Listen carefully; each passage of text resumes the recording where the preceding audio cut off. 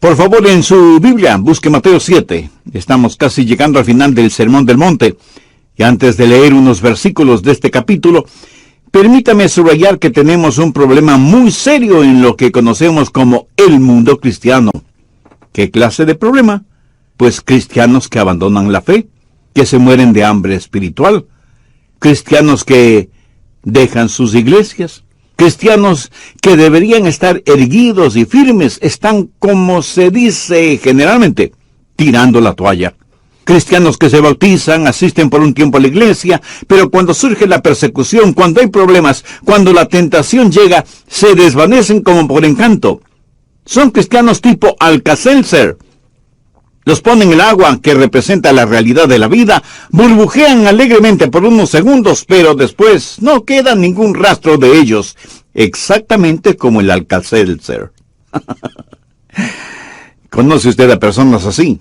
Las hay y muchísimas, santos superficiales, y la razón por qué no permanecen firmes es que no tienen un verdadero fundamento espiritual en sus vidas, y cuando llegan las tormentas, como no tienen una base firme, desaparecen en la tormenta. Muchos de nosotros conocemos a personas en las cuales pensaremos tan pronto leamos la porción bíblica de hoy. Ya se pudiera ser que muchos de ustedes que me están escuchando no tengan en realidad una base firme y fuerte en su vida espiritual y piensan que todo está bien. Pero cuando sople el viento fuerte de los problemas y pruebas, se lo llevarán como si fuera una pluma. En Mateo 7, 24 y 25, el evangelista registra las siguientes palabras de Jesús. Cualquiera pues que me oye estas palabras y las hace, le compararé a un hombre prudente que edificó su casa sobre la roca. Descendió lluvia y vinieron ríos y soplaron vientos y golpearon contra aquella casa y no cayó, porque estaba fundada sobre la roca. Pero de inmediato Jesús presenta el otro lado de esta moneda en los versos 26 y 27. Pero cualquiera que me oye estas palabras y no las hace, le compararé a un hombre insensato, que edificó su casa sobre la arena, y descendió lluvia, y vinieron ríos, y soplaron vientos contra aquella casa, y cayó. Y fue grande su ruina. Aquí Jesús está hablando de un fundamento, de una base firme y segura, si es que quiere enfrentar con éxito las tormentas de la vida. Y le aseguro que las tormentas llegarán a nuestras vidas, nos guste o no nos guste reconocerlo. Y en términos generales, hay 3 categorías de personas en el mundo. Las que están saliendo de alguna tormenta, las que están en medio de una tormenta, y las que van a enfrentar una tormenta. Hay 3 cosas muy importantes que podemos aprender de esta porción bíblica. Primero, usted necesita construir una casa fuerte. Mateo 7:24. Cualquiera pues que me oye estas palabras y las hace, le compararé a un hombre prudente, que edificó su casa sobre la roca. Todos estamos construyendo algún tipo de casa espiritual. Pero escúcheme, yo no puedo vivir en la casa que usted construye, ni usted puede vivir en la casa que yo construyo. Individualmente, usted y yo permaneceremos firmes o pereceremos en la casa que hemos construido. Jesús hace referencia a 2 clases de constructores, uno prudente porque edificó su casa sobre la roca, y el otro insensato porque construyó su casa sobre la arena. Y de muchas maneras estos 2 constructores se parecen. Ahora entienda bien, Jesús no está hablando de paganos o impíos. Está hablando de 2 categorías de personas que han escuchado sus enseñanzas, o sea, 2 seguidores de Jesucristo. Pero note algunas cosas similares. Básicamente ambos tenían el mismo propósito. Ambos eran constructores. Prácticamente ambos estaban construyendo en la misma área, porque la tormenta que azotó una casa también azotó la otra. Probablemente ambos usaron un diseño básico, o sea, paredes, puertas, ventanas, techo. Arquitectónicamente puede haber cambios, pero cualquier casa tiene los mismos componentes básicos. Pero había una diferencia vital entre ambas construcciones, diferencia que está por debajo de la superficie. Lo mismo sucede en las congregaciones hoy en día. La diferencia no es lo que exteriormente se ve. La diferencia existe en la base, en el fundamento espiritual de cada iglesia. Uno construyó sobre la roca, el otro construyó sobre la arena. El que construyó sobre la roca tuvo que trabajar mucho para cavar en la roca. Y por eso el fundamento, la base para su casa, pudo resistir las tormentas, las lluvias y los vientos. Uno puede construir muy rápidamente sobre la arena, si es que no le importa el asunto de tener una base firme y fuerte. Ponga una capa de concreto sobre la arena, levante las paredes, ponga el techo y ya tiene su casa. Eso es fácil, cuesta menos, y su casa lucirá tan buena como la de su vecino. Los dos constructores tenían muchas similaridades, pero eran vitalmente diferentes. Ahora, ¿qué significa construir sobre la roca? Jesús lo dijo en forma muy clara. Cualquiera pues que me oye estas palabras y las hace, le compararé a un hombre prudente que edificó su casa sobre la roca. ¿A qué roca hace referencia Jesús? Primero a la palabra de Dios. Cualquiera pues que me oye estas palabras. Eso es lo que usted está haciendo este mismo momento, escuchando la palabra de Dios. Eso es parte del fundamento sólido para su vida. Pero eso es solo la mitad del asunto. Ponga cuidadosa atención a la primera parte de Mateo 7:24. Cualquiera pues que me oye estas palabras y las hace. Si tiene su Biblia a la mano, subraye estas 3 palabras, y las hace. Y es esto lo que separa a los que construyen sobre la roca de los que construyen sobre la arena. Yo creo que uno de quienes escucharon estas palabras de Jesús fue su medio hermano Santiago, quien jamás pudo olvidar esta enseñanza. Busque Santiago 1:22. Dice, pero sed hacedores de la palabra, y no tan solamente oidores, engañándoos a vosotros mismos. Cualquier ser humano se engaña a sí mismo cuando oye la palabra de Dios, en la iglesia, o en la televisión, o en la radio, y no hace lo que la palabra de Dios le dice que debe hacer. Es como la persona que va a la iglesia, se siente inspirada por la música, aprecia el mensaje desde un punto de vista intelectual, pero esto de ninguna manera cambia su estilo de vida. Por eso Santiago dice, engañándoos a vosotros mismos. Ahora veamos Santiago capítulo 2. La porción que voy a leer es probablemente una de las más controversiales de toda la Biblia. Pero este es el mensaje que como creyentes y como iglesia, sea de la denominación que sea, necesitamos escuchar. Santiago 2, desde el verso 14. Hermanos míos, ¿de qué aprovechará si alguno dice que tiene fe y no tiene obras? ¿Podrá la fe salvarle?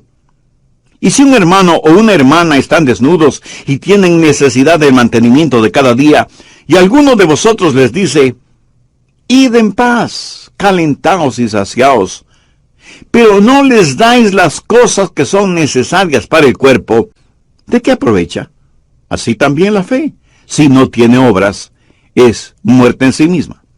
Pero alguno dirá, tú tienes fe, y yo tengo obras. Muéstrame tu fe sin tus obras, y yo te mostraré mi fe por mis obras. ¿Tú crees que Dios es uno? Bien haces. También los demonios creen y tiemblan. Mas quieres saber, hombre vano, que la fe sin obras es muerta. ¿No fue justificado por la obra Abraham, nuestro padre, cuando ofreció a su hijo Isaac sobre el altar? ¿No ves que la fe actuó juntamente con sus obras, y que la fe se perfeccionó por sus obras? Y se cumplió la escritura que dice, Abraham creyó a Dios, y le fue contado por justicia, y fue llamado amigo de Dios.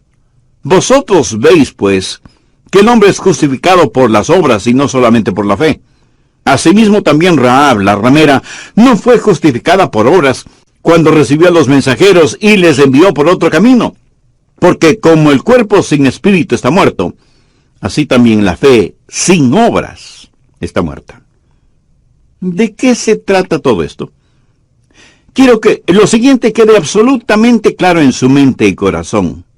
Somos salvos por gracia, por medio de la fe, y no por obras de justicia que hayamos hecho. Somos salvos de acuerdo a la misericordia de Dios. Efesios 2, 8 y 9. Porque por gracia sois salvos por medio de la fe, y esto no de vosotros, pues es don de Dios, no por obras, para que nadie se gloríe. Y en Romanos 11, 6, Pablo dice lo siguiente, Y si por gracia, ya no es por obras. De otra manera, la gracia ya no es gracia. Y si por obras, ya no es gracia. De otra manera, la obra ya no es obra. ¿Qué es lo que Pablo está diciendo? Que no podemos mezclar la gracia y las obras. Y usted tiene que decidir, o es salvo por la gracia de Dios, o es salvo por sus propios esfuerzos. Pero aquí viene Santiago y dice, la fe sin obras es muerta. Y parecería que entre Pablo y Santiago hay un argumento en este asunto, pero no es así. De hecho, los dos están de acuerdo. Recuerde que toda escritura es dada por inspiración de Dios. Pablo y Santiago están hablando de las dos caras de una misma moneda. Y es justamente de lo que Jesús está hablando cuando dice, cualquiera pues que me oye estas palabras y las hace, le compararé a un hombre prudente que edificó su casa sobre la roca. Necesitamos entender bien lo siguiente. Aunque somos salvos únicamente por la fe que salva nunca está sola. Espero que lo haya entendido. Pablo habla de cómo ser justificados delante de Dios, mientras que Santiago habla de cómo somos justificados delante de los hombres. Veamos Santiago 2:18. Pero alguno dirá, tú tienes fe, y yo tengo obras. Muéstrame tu fe sin tus obras, y yo te mostraré mi fe por mis obras. Amigo, usted no puede ver mi corazón. Usted no puede ver si tengo fe. Pero Dios sí puede ver mi corazón y mi fe. La única manera de que usted pueda ver mi fe es por lo que usted ve en mí. Pablo habla de ser justificados delante de Dios.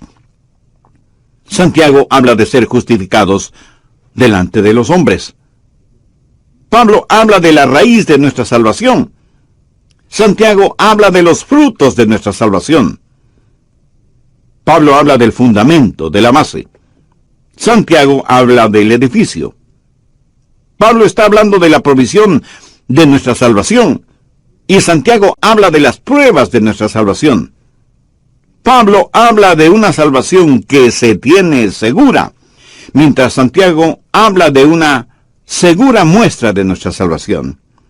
Lo que Santiago está diciendo es que si usted es en verdad salvo, eso es más que un conocimiento mental o un mero conocimiento académico.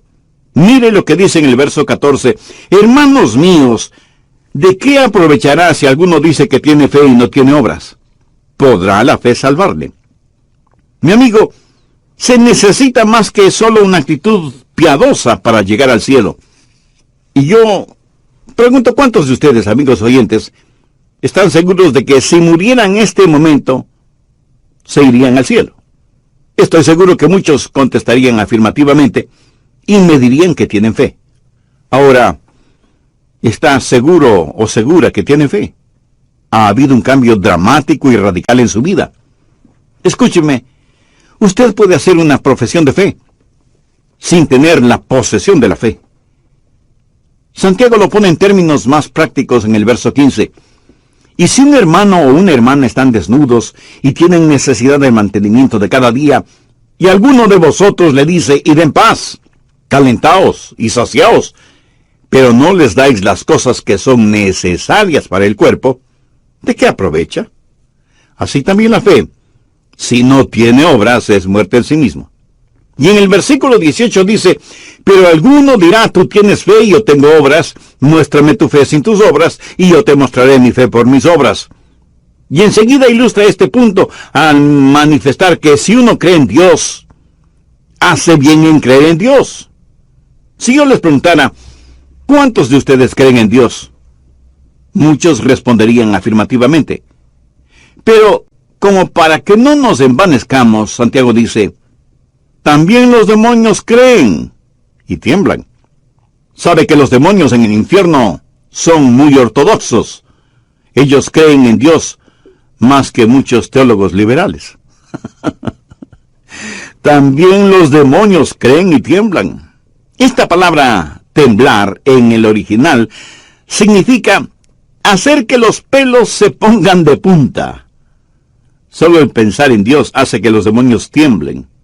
Y Jesús tiene toda autoridad sobre los demonios.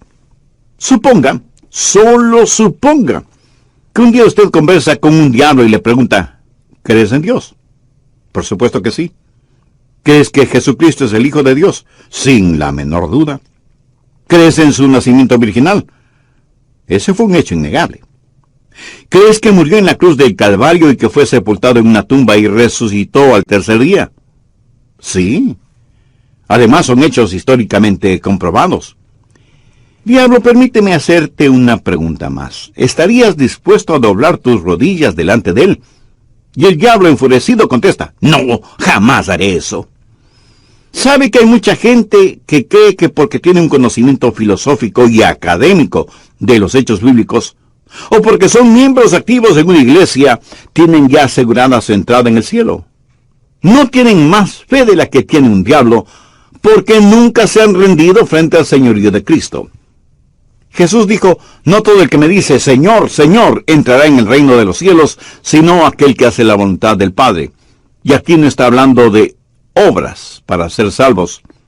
Debemos rendir nuestras vidas solamente a Jesucristo. De lo contrario, nuestro creer será solo intelectual, estéril. En el próximo programa terminaremos este estudio bíblico. ¿Cómo definiría usted su creencia en Dios? Estoy asumiendo que usted cree en Dios, porque si no cree en Dios, no podrá contestar la pregunta. Amigo, llegarán a la vida de todos nosotros. No todas las tormentas son iguales en las consecuencias o en su duración. Un saludo cordial desde el amor que vale. Mi nombre es Irving Ravelo. En esta ocasión, continuamos con el mensaje ¿Cómo enfrentar las tormentas de la vida? Y acá les presentamos la segunda parte. Vayamos ahora con el doctor Adrián Rogers en la voz del pastor Lenín de Llanón. Haré un muy breve resumen de lo que estudiamos en el programa anterior. Dije que estamos en la parte final del Sermón del Monte, dicho por Jesús primordialmente para sus discípulos, aunque había una multitud escuchándole. Y el punto medular de la enseñanza de Jesús en el capítulo 7 de Mateo, los versos del 24 al 27, es la parábola de los dos constructores que construyen sus respectivas casas en la misma zona. Pero el uno construye su casa sobre la roca y el otro la construye sobre la arena. Bien, prosigamos. Si usted sabe algo de historia bíblica, ¿cuándo es que Abraham fue justificado? En Génesis 22, él está dispuesto a ofrecer a su hijo Isaac como sacrificio. Pero en Génesis 15, la Biblia dice que Abraham creyó a Dios y esto le fue contado por justicia. ¿Cuál es la diferencia? Lo que sucedió en Génesis 15, cuando Abraham creyó a Dios, se materializó 30 años más tarde en Génesis 22, cuando ofreció como sacrificio a Isaac. Abraham verdaderamente creyó en Dios y creyó a Dios. Es paradójico el decir que usted es salvo y que ama a Dios, si es que no vive de acuerdo a la palabra de Dios. La otra ilustración que Santiago usa tiene que ver con Rahab la ramera, justificada por la ayuda que prestó a los espías israelitas. Recuerde que Santiago está hablando de ser vistos por los hombres. Nadie, excepto Dios, pudo ver el corazón de Rahab. Y la vida de esta mujer en el Antiguo Testamento fue tan cambiada que se casó con un príncipe de Israel y vino a ser la tatarabuela del rey David. Extraordinario, ¿no le parece? Muchos de quienes son miembros de iglesias siguen viviendo mundanamente. Cuando mueran, las puertas del infierno estarán completamente abiertas para ellos. Escúcheme, si su religión no ha cambiado su vida, es mejor que cambie de religión. El decir creo o escuchar las palabras de Dios no es suficiente si es que no tiene el elemento de la fe. Y Santiago da una ilustración clásica. Mire el verso 26 de Santiago 2. Porque como el cuerpo sin espíritu está muerto, así también la fe sin obras está muerta. Vamos a suponer que somos estudiantes de medicina y estamos frente a un cadáver para hacerle la autopsia. Con afilados bisturíes cortamos cuidadosamente la piel. Sus órganos internos están intactos. El corazón, los pulmones, el hígado, el riñón. Todos los órganos parecen estar bien. Pero el hombre está muerto y bien muerto. ¿De qué sirven los hechos teológicos sin vida? Porque como el cuerpo sin espíritu está muerto, así también la fe sin obras está muerta. Ahora, no son las obras las que le dan al hombre vida. Es la vida la que le capacita al hombre a hacer obras. ¿Ve la diferencia? Usted no puede dar vida a nadie manipulando su cuerpo. Es cuando tenemos vida que tenemos la capacidad de hacer algo, y en esto no hay contradicción. Si usted quiere construir en la roca, no solo que debe escuchar la palabra de Dios, sino hacer la palabra de Dios. Debe ser un hacedor de la palabra y no tan solo un oidor de la palabra. Hay millones de personas que asisten a sus respectivas iglesias y escuchan la palabra de Dios, y sin embargo, millones morirán y se irán al infierno. ¿Por qué? Porque nunca dieron evidencia de un cambio de vida. Si usted quiere saber cómo enfrentar las tormentas de la vida, lo primero que tiene que hacer es edificar sobre la roca. Segundo, esté listo para enfrentar la tormenta. Debemos entender a cabalidad lo que Jesús está diciendo en Mateo 7. Dice que la tormenta cayó sobre ambas casas. Verso 25. Descendió lluvia, y vinieron ríos, y soplaron vientos, y golpearon contra aquella casa, y no cayó, porque estaba fundada sobre la roca. Ahora el verso 27. Y descendió lluvia, y vinieron ríos, y soplaron vientos, y dieron con ímpetu contra aquella casa. Y cayó, y fue grande su ruina. Cuando usted se salva, significa que ya no habrá tormentas en su vida. Mi amiga, mi amigo, aunque usted sea salva o salvo, las tormentas llegarán a su vida. Y crecerán los ríos, y soplará fuertemente el viento. Usted sentirá presión por todo lado. Dios no nos salva para librarnos del poder de las tormentas, sino para librarnos del poder del pecado. Las tormentas, cuando son ordenadas por Dios, son beneficiosas para nuestras vidas. El pecado nunca lo es. Y con la autoridad de la palabra de Dios le puedo asegurar que las tormentas llegarán a su vida. ¿Y qué es lo que harán esas tormentas? Van a demostrar la clase o base fundamental que usted tiene en su vida. Las tormentas pondrán a prueba su fe. Y la fe que no puede ser probada es una fe que no puede ser confiada. No piense que porque usted es ya salvo o salva, no tendrá problemas, ni dificultades, ni tormentas en su vida. Si usted saca su teología de las circunstancias en vez de la palabra de Dios, va a terminar pensando que Dios no le ama. Habrá tormentas, enfermedades, sufrimientos, desilusiones y aún persecución espiritual, psicológica y hasta física. Pero ninguna de estas cosas harán mella en la casa del creyente que ha construido su casa sobre la roca. Busque Romanos 8. Desde el verso 35. ¿Quién nos separará del amor de Dios? ¿Tribulación o angustia, o persecución, o hambre, o desnudez, o peligro, o espada? Como está escrito, por causa de ti somos muertos todo el tiempo. Somos contados como ovejas de matadero. Antes en todas estas cosas somos más que vencedores por medio de aquel que nos amó. Por lo cual estoy seguro que ni la muerte, ni la vida, ni ángeles, ni principados, ni potestades, ni lo presente, ni lo porvenir, ni lo alto, ni lo profundo, ni ninguna otra cosa creada nos podrá separar del amor de Dios, que es en Cristo Jesús, Señor nuestro. Cualquier dificultad en su vida no significa que Dios le ha abandonado, porque Él mismo ha prometido que nunca nos dejará, ni nos abandonará.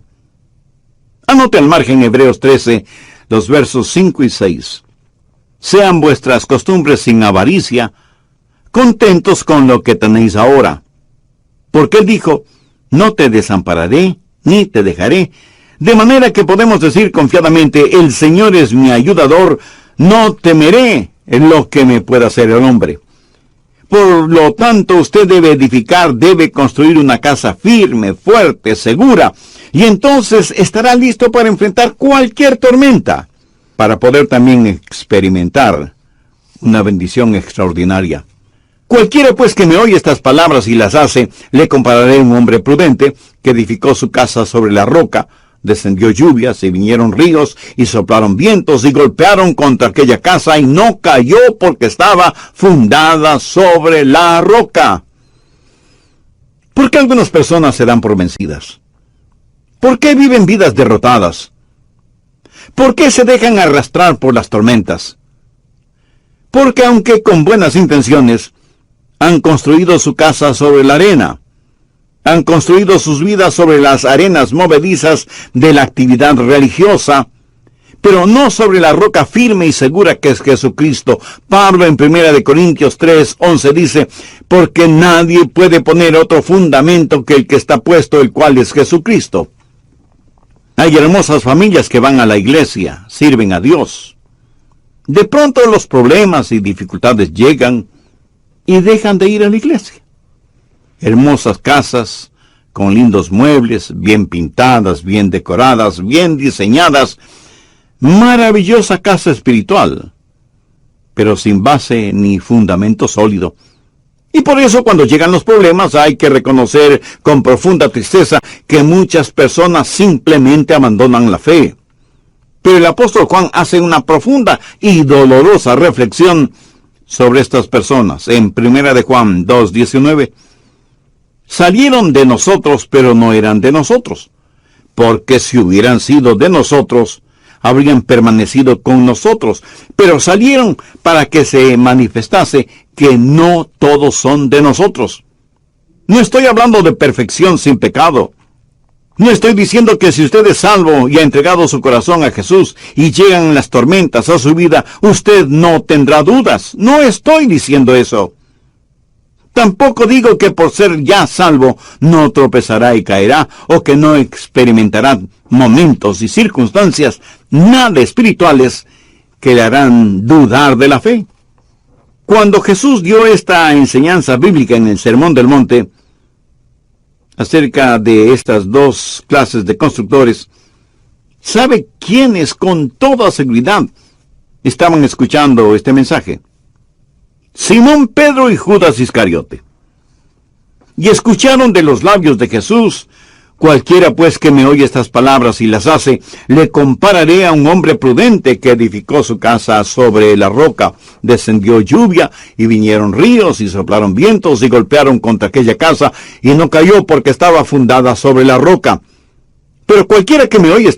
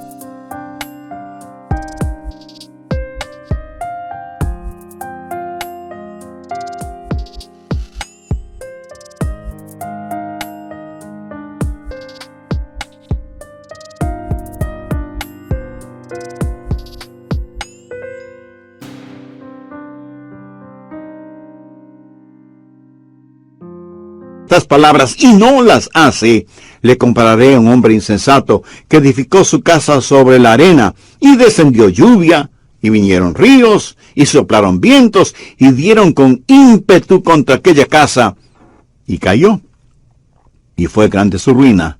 Judas oyó este mensaje, Simón Pedro oyó este mensaje.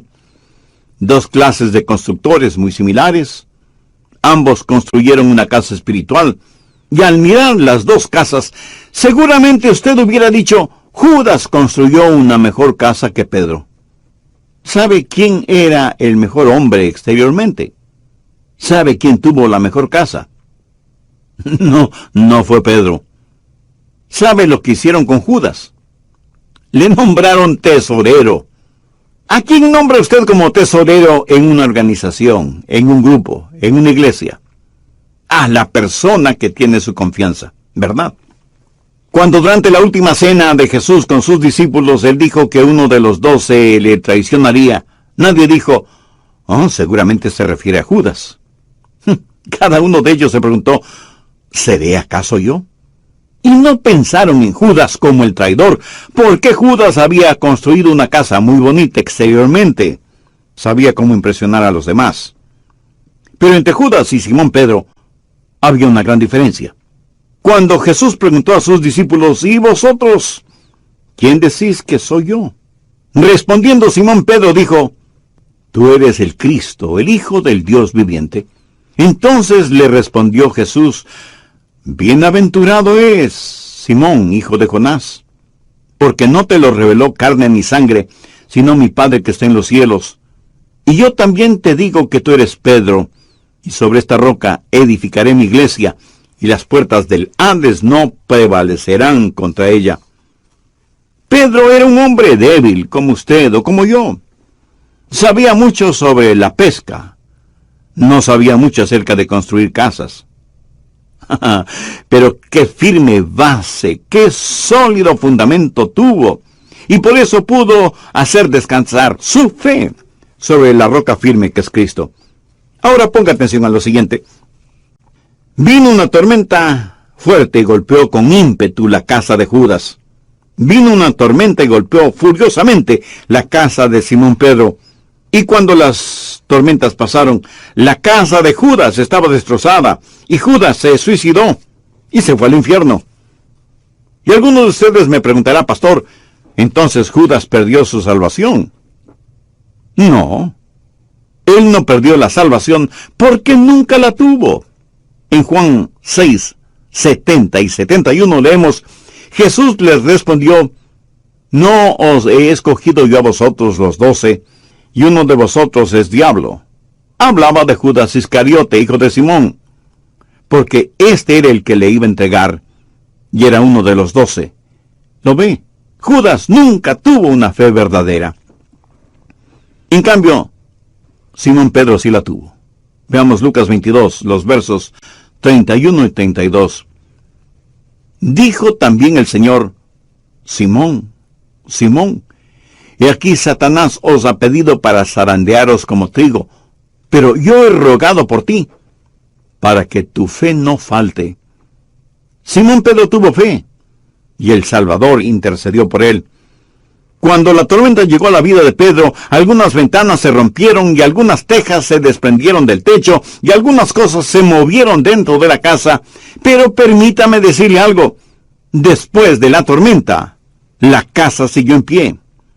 Y Pedro se volvió el apasionado apóstol del Pentecostés. ¿Por qué? Porque él tenía lo real, lo verdadero, conocía a Dios, había escuchado la palabra de Dios, creía en el Hijo de Dios. Había doblado sus rodillas frente a Jesucristo. Que fue débil el momento menos apropiado, ¿cierto? Que fue temeroso y hasta cobarde, ¿cierto? Muy cierto. Pero su casa permaneció firme frente a la tormenta porque estaba construida sobre la roca. Me pregunto cuántos de nosotros podemos decir con absoluta seguridad que nuestra esperanza está anclada en el sacrificio expiatorio de Jesús y en su justicia, y que estamos firmes en la roca firme que es Cristo, porque todo lo demás no es más que arena movediza. Miles y miles de personas asisten a sus respectivas iglesias en todas partes del mundo. Cuando la tormenta azote, muchas serán arrastradas por esa tormenta. Y aún muchos de ustedes, amigos oyentes, en vez de permanecer firmes y erguidos durante la tormenta, serán azotados, zarandeados, vencidos. ¿Por qué? Porque el fundamento, la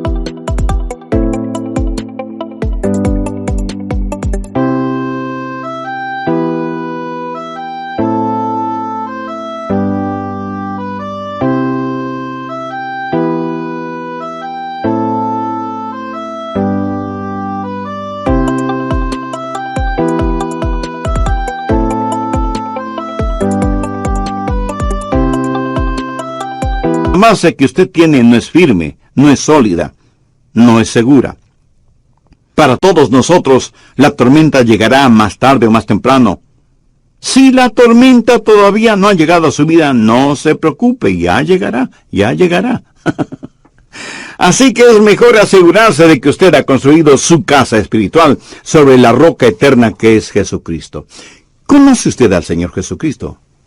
No le estoy preguntando si usted asiste a una iglesia.